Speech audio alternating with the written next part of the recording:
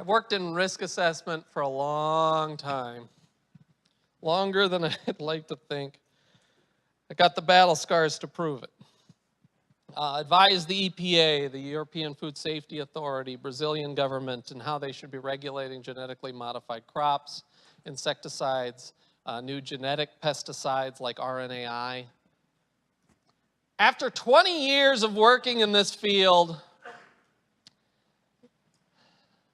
one observation that I've had is that people believe that if you go into Home Depot or you go into some other business and you buy a jug, there's a perception that somebody's watching and that jug is safe, that somebody's done the tests and that jug is not going to hurt us, okay?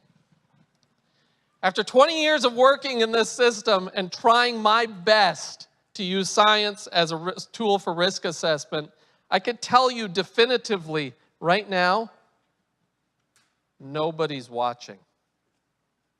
Nobody is watching. Do you want to know why? Because risk assessment's really hard. Right now, there's a couple of hundred active ingredients of pesticides in the U.S. that are registered with the U.S. EPA. Okay? These are active ingredients, so not Roundup, they're glyphosate. They're not Cruiser, they're thiamethoxam, right? That's the active ingredient. Of those, we put maybe a dozen different species in a petri dish, and then we throw a little bit of this substance in with them and see how quickly they die. All right? That's the extent of risk assessment in many ways, okay, on many products. And most of the data that's currently used to register those products are produced by the registrants themselves. So it's produced by the companies that are trying to regulate or to try to get their product through the regulatory process. All right? Is the fox guarding the hen house? Maybe a little bit. However, so those are the active ingredients.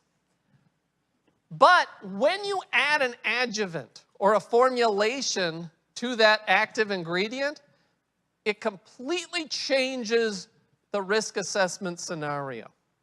Okay?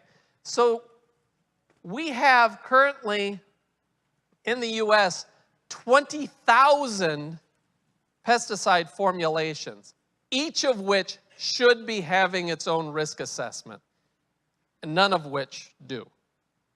Okay? Sometimes the inactive ingredients are actually more toxic than the active ingredients. I've heard stories of people that actually got a product through putting it in, so it was an herbicide that went through the registration process, and they shoved some insecticide into as an inactive ingredient because the herbicide's only supposed to be killing plants, right, weeds. And so they put the insecticide in as an inactive ingredient and get it through the registration process that way. It's crazy, folks. So we currently evaluate the risk of these handful of chemicals against a couple of dozen species. But even in the most heavily managed cornfield or crop field or rangeland, there are literally hundreds of species, just insects alone. If you were to think about the fungi and the birds and the microbes and the viruses and all of the other life that lives out there, you can elevate that to thousands of species within a single habitat, that each of them requires its own risk assessment. Do you understand the complexity and where we're getting at here? Ecological risk assessment is impossible.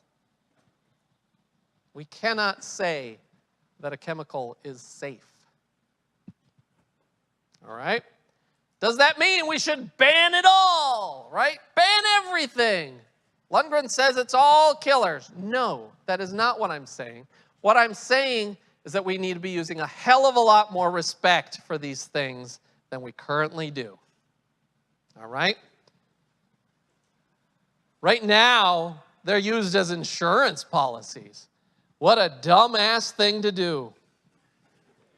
Wow, we've known that for 50 years, how stupid that is. Because it almost killed most of the birds of prey off of North America. DDT. Anybody hear that?